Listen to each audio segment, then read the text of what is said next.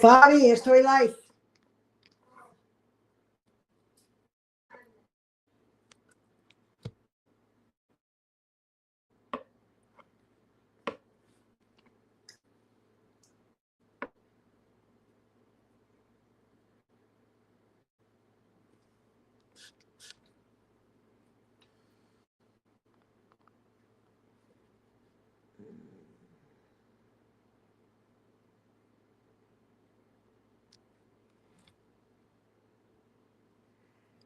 Hello, hello, hello, hello, my sun blazers and heroes.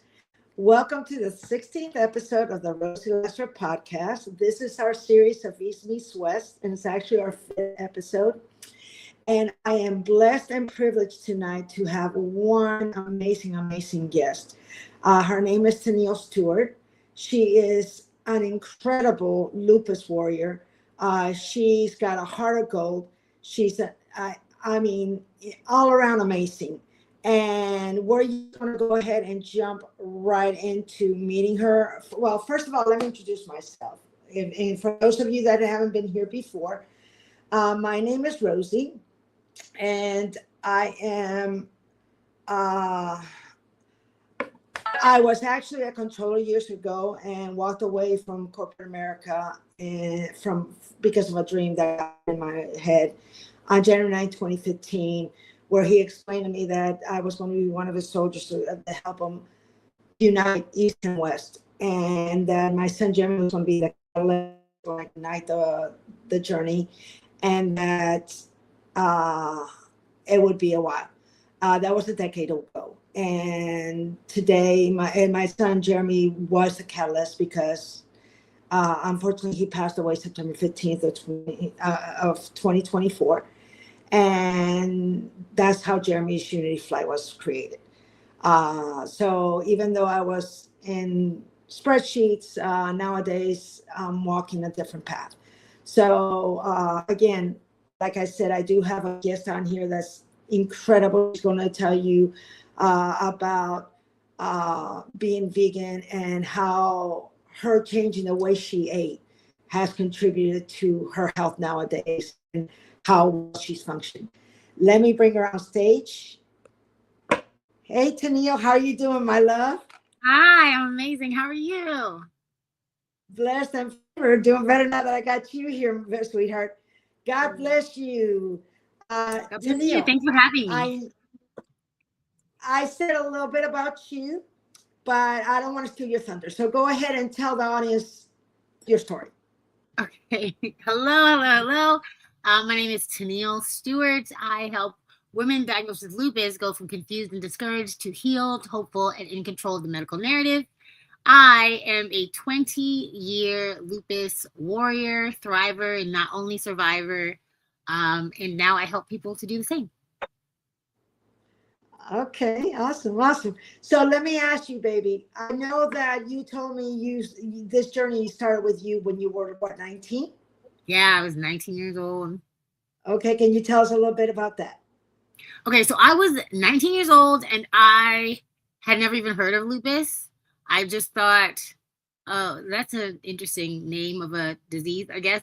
I had a fever of 104 and I had a full body rash, and they did not know what to do with me. They were like, oh, something's wrong with her. I just did blood tests and all kinds of laying in bed. I couldn't eat. I couldn't drink. I was surviving off of Pedialyte popsicles at this point.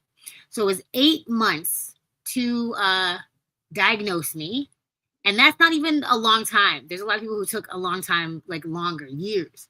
But because of the severity of my symptoms at that time, like I could not eat. They told me they're going to have to tube feed me if I wasn't able to keep anything down. And eventually, thank God, they came out with the diagnosis of lupus, which was a relief. But also I was confused because I had never heard of it before. And my doctor at 19 years old, my rheumatologist, looked me dead in the face and said, well, with the severity of your symptoms, we don't see you surviving 2 or past 30. And me and my mom just looked at each other like, oh, is that okay? Well, that's not great. Like, I was waiting for someone to jump out and be like, just kidding. You're being punked, something. I didn't believe it. I was like, what?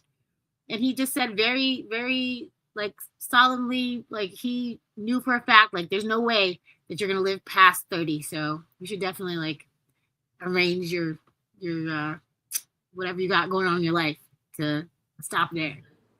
So that was my introduction. This is lupus. Wow. Yeah. Wow, my love, that had to have been a crazy experience. So, Tenille, let me ask you, where was your turning point with your disease? What made you what made the shift or the change in your life?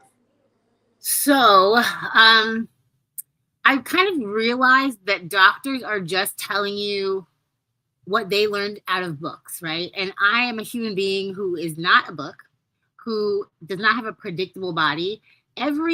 Almost everything that they've told me, like, oh, that's impossible, or your body can't do that, or whatever, I've proven wrong for good or for bad. Like, they were like, oh, you can't get shingles more than 2 times. I've had it 3 times. Like, fevers, they said I would have brain damage after, all kinds of things that I realized after repetitively beating odds, breaking like what they thought was possible down, that it's not all up to the doctor. It's God, and we do have free will to do things. Like, just because the doctor says it, it's not law. And when I went vegan, I saw a whole different side of health that I didn't know was there. Like, after my first flare up, I realized you never know how bad you're feeling until you feel really good for the first time. And I'm so grateful that I found that like capability of feeling good for the first time. Wow, that's amazing. That's Tenille, I see you always going, always doing, and you're an inspiration, my love. You're resilient. You just keep going. Okay, so God bless you for that. And I know, the fact you've gone vegan, that reduced the inflammation. Am I Oh right? yeah. Oh yeah. So It's crazy. Like, if you have just been eating a certain way your whole life and you don't know that this isn't feeling good because you're used to how it feels, right? Like, I never really had a problem per se with dairy, right? But dairy is mucus producing. Dairy causes inflammation because we're not baby cows. So the human body, specifically like Asians and Black people, like, there are specific people who have reactions to milk, but they never notice it because they've been drinking it their whole lives. When actually humans, after you get off of your mother's breast, you're supposed to be done with milk. That's just kind of not what we need in our lives. So I just didn't realize it. It didn't occur to me. Like, I watched a bunch of documentaries that explained, and then when I finally made the shift, I was like, oh, I feel lighter. I feel different. This is very different than how I was feeling. And it's all the inflammation and the mucus and, all of I feel like karma that comes with it to me. Like, I don't know. I don't steal other people's men because I don't want bad karma. I'm not eating people's babies because I don't want bad karma. You know what I mean? That's why.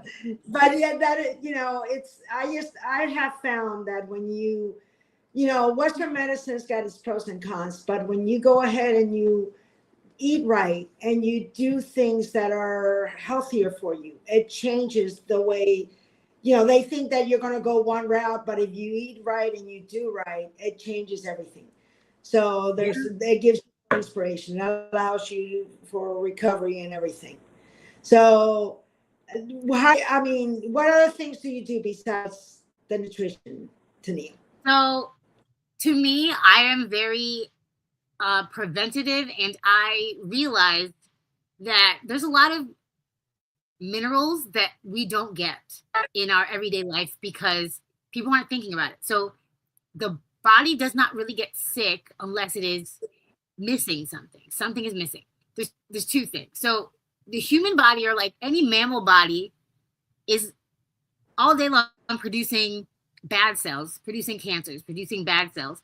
And if you have the nutrients in your body in store, that it can knock out those bad cells. It's regular, cell turnover, okay? And if you have the nutrients that's there to protect yourself and knock out those bad cells, bow, bow, bow. It's all day long. It's a thing that just naturally happens. But when you're little, you're born, hopefully, if you were, well nutritioned and all that, you have all those things in store. But as you get older, you don't have those anymore. So I realized we're just putting it back into the body. Like the nutrients we're missing, the water, the hydration, like people walking around chronically dehydrated and chronically obese, yet without any nutrition in their body because they're just eating random nothingness.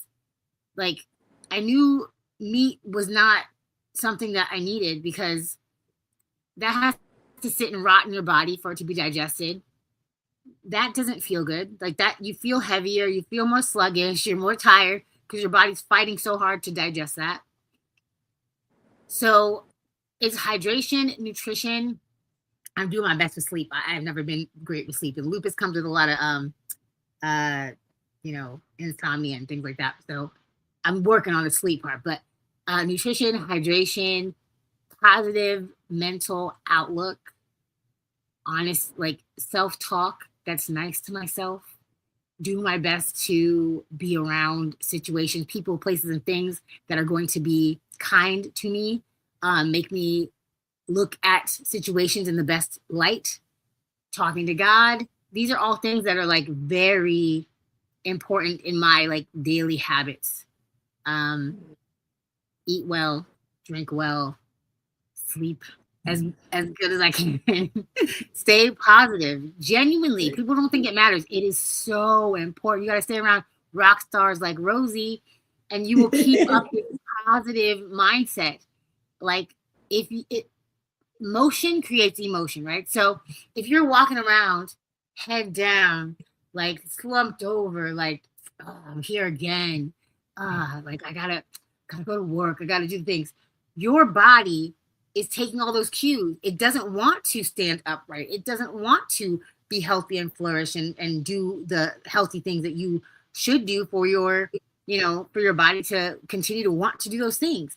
If you don't use it, you lose it. And that includes a positive attitude, a mental clarity, and even if you're on lots of medication, I found this out too, because when I was at my worst, I was on 18 medications, giving myself blood thinner shots every day.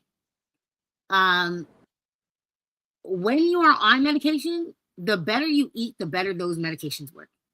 So if you have the hydration that it needs to metabolize the medication to go through your body like it should, if you have the proper amount of fats, because there's fat soluble vitamins, there's fat soluble medications, there are things that you need to help the medications to work. So even if you're taking regular medication, and I'm not saying don't take any medication, but if you need medication, the healthier and better that you eat, the better you hydrate, the better you sleep, the better those medications are going to work.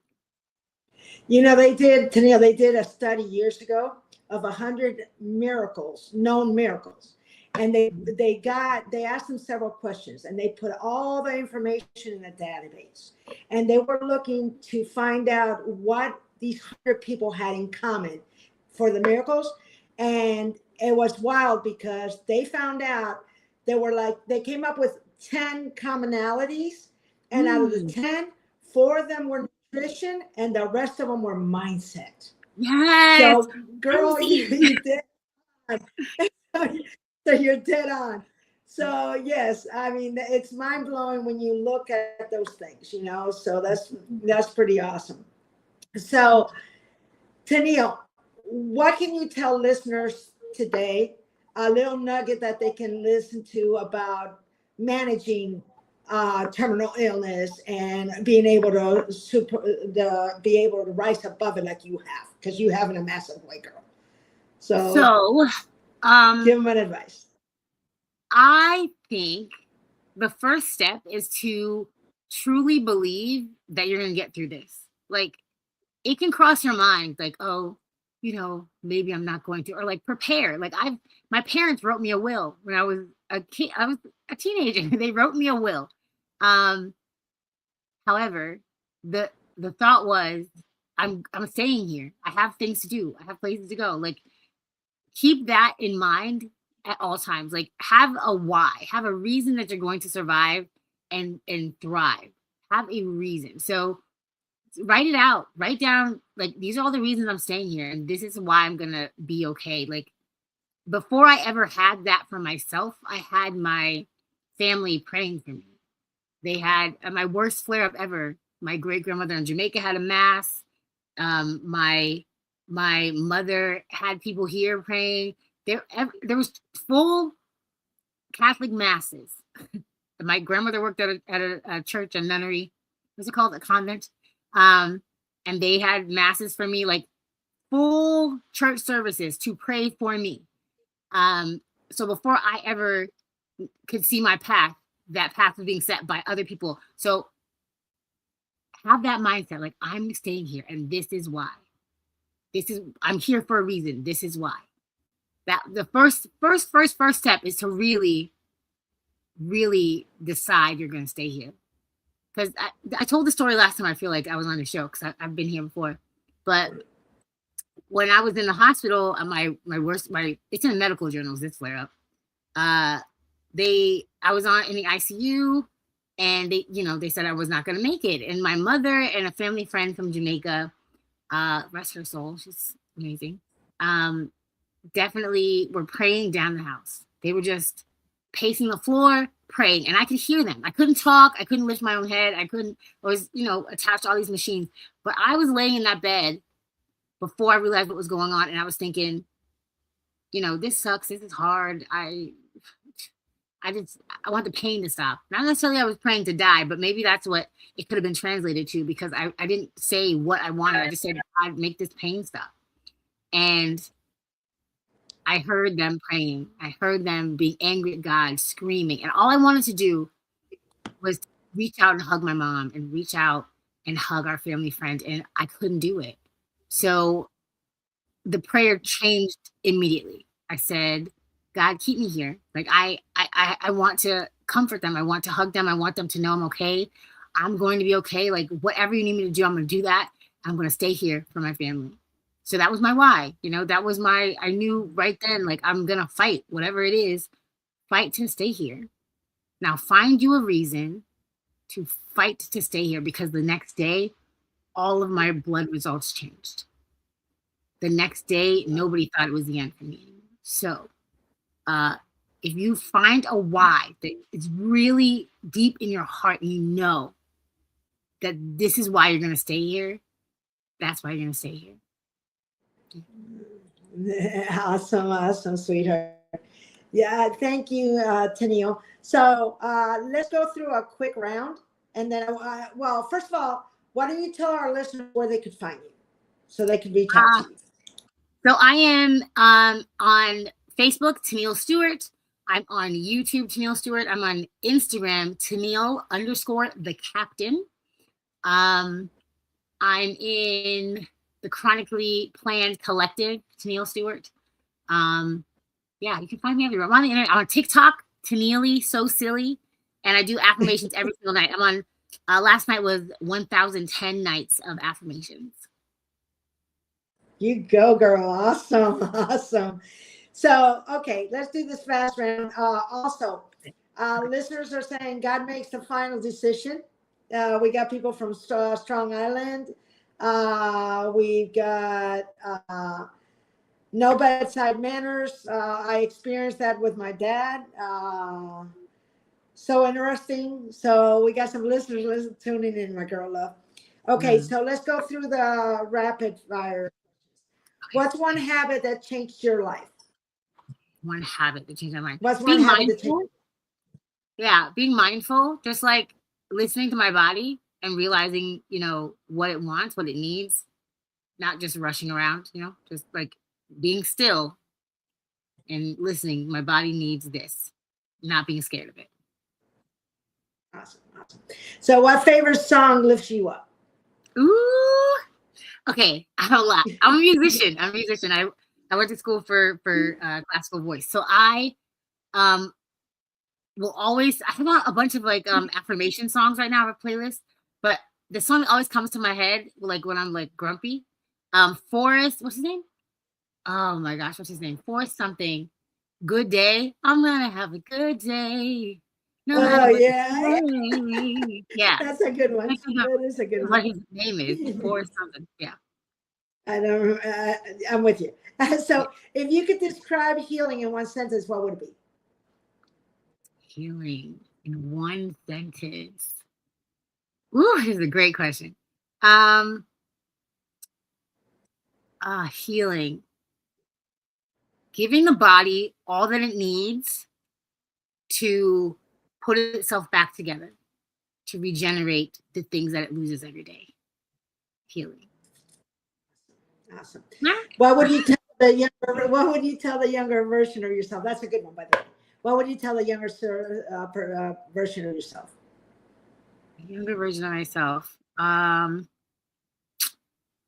Baby Tenille, you are going to do some incredible things. Like, they're not the things you're thinking you're going to do, but they're going to be incredible. Just wait for it. Let it happen. Let those people go. Let those things go. They're not good for you. And be ready for the new amazing people and things that are going to come to you. Nice, nice, nice. Well, thank you, my love, for your wisdom. Thank you for your charm and your heart. You know I love you. Okay. Thank you so And much, Rose. This is so fun. I love this.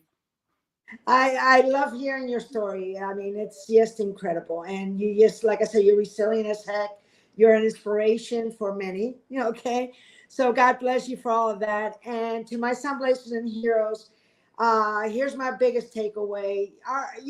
Like Tenille says, uh, be mindful. Be positive. Make sure you eat right because that is like important. Our bodies are made to rejuvenate, and if we don't feed it the right nutrition, it won't work like it should. So no matter what, you need to make sure you eat right, rest right, and do right, and mentally be right. So God bless all of you all, and have a great evening. By the way, tonight at 8:30 I am hosting my master class. I hope to see you all there. I will be sharing. You can go ahead and register at Jeremy's Unity Flight/master class, and I hope to see you all there tonight. Y'all have a great night. Bye bye.